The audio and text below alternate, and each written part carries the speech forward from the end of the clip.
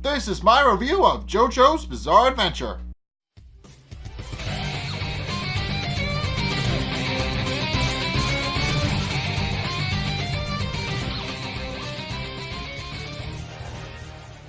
Okay, so there's a reason why they probably shouldn't have gone in the submarine, and I'm about to explain why. So, never assume you're safe anywhere in Jojo's Bizarre Adventure. That's just the long and short of it. You're never safe anywhere because you can get attacked from anywhere and everywhere at any time. So, the Joestar Group kind of learned that lesson rather hard in this episode. So it should be established. After the last episode, Abdul and company have moved into the giant submarine that he bought, and that's actually a luxury submarine that rich people normally use to observe the seafloor at their own leisure. And it's also established that this submarine is supposed to help defend them from threats, but they also quickly realize that if they are attacked by something, they're kind of trapped. Since they can't really get out of the submarine very easily.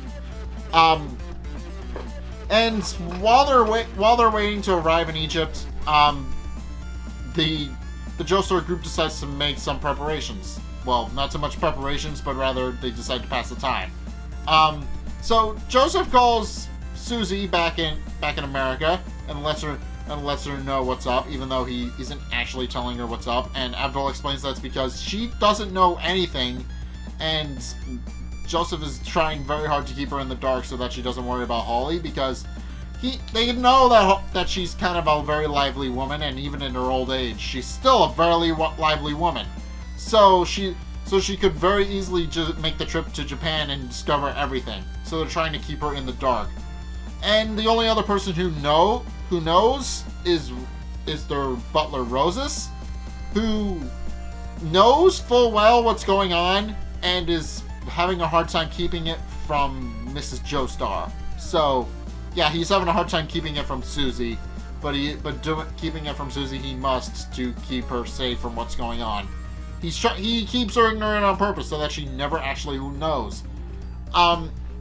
And while Joseph is doing that, Catcoin decides to make some coffee. And this scene is very important because there are only 5 cups, and the cups are specifically set in the drawer in such a way that it can only be 5 cups in the drawer. Because the drawer is designed in such a way in that it's very custom fit for the cups so that they don't slide around inside the submarine.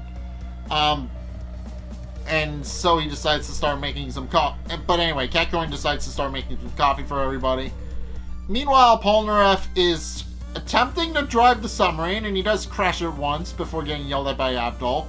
But then there's another instance where it crashes, although it's heavily implied that something got on board the submarine and they didn't realize it.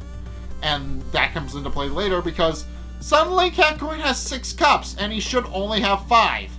And case in point, the one that Joseph wound up picking up attacks his artificial hand and rips it off, and it turns into the stand of the episode High Priestess, and slinks away into the submarine and turns into a gauge from the submarine. And it should be noted that Abdul is familiar with this stand. He knows who the stand user is, somebody named Midler, who we never actually see, and he knows full well how dangerous the stand is, because the way this stand works is that it can just transform itself into any inorganic objects provided it's mineral based. And that's kind of a problem because they're currently inside a giant submarine which is made entirely out of metal, which is a mineral. So yeah, they're at a very hard disadvantage. And every member of the Joestar Group takes turns trying to figure out how to defeat something that can easily just melt into the walls and turn itself into anything it wants. And in the ensuing chaos, they actually do get a call back from Susie, who got hung up on by Joseph because she wasn't quite done talking to him, so she was trying to get in contact with him again. And Jojo actually makes the mistake of calling her up and picking it up and telling her everything is fine, which makes her suspect that something is up. But it's revealed in the episode that even though she knows that something is up, she also knows that how much Jojo admires his family despite being a bit of a delinquent. So she also points out that if Jojo came along, then it's probably a good thing. So, but Rosas knows better. He knows that they're uniting against a common enemy. And after it turns out that they can't actually defeat High Priestess, the Joestar Group decides to abandon ship by going to get the scuba equipment and climbing out of the sub. Which is going to be interesting, since the submarine is kind of already infested with a stand. So, how are they going to get out? I'm very interested to see how this is going to play out, because we have had material-based stands before that can transform into objects, and we've had stands that can possess other objects and turn them into more powerful versions of that object, like Strength or Wheel of Fortune.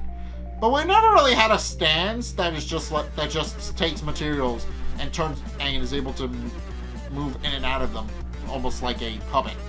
So, yeah, it's able to manipulate metal and other mineral-based objects like a puppet. So it's interesting to see that. I am interested to see how they're going to beat it, because they are currently on the bottom of the ocean floor. And I don't know if you noticed, but the planet is kind of one giant mineral deposit. So, how's this going to play out? But yeah, this episode was interesting because it shows that Joseph is trying to protect his family by not letting his wife know what's going on. And it also shows that there is a stand that even Jojo might struggle with, because he tries to destroy it and doesn't, because it just turns into a razor blade and cuts his hands to get away. So it's clear that this thing is going to be very difficult to defeat, if they can defeat it at all. So that begs the question of how are they going to defeat something that can be anything mineral based? It can shapeshift for one thing, so that's kind of a problem. But who knows? I'm interested to see how they actually defeat something that can shapeshift into anything it wants, basically. As long as it's inorganic, it can shapeshift. So yeah. I'm interested to see how that's going to play out, but if you guys have seen this episode of JoJo's Bizarre Adventure, what did you guys think? Let's get a discussion going in the comment section down below, or over on my Discord server, link in the description. Anyway, thank you guys so much for watching. If you enjoyed, be sure to like, comment, and subscribe. Also, be sure to follow me on Facebook and on Twitter in the description below. And also, check out my Patreon in the description below as well. It's only a couple bucks a month. It helps me out. You guys get access to a bunch of cool perks. So, help me out, and I'll help you guys out. But anyway, thank you guys so much for watching, and until next time, I will see you guys in the next video. Peace!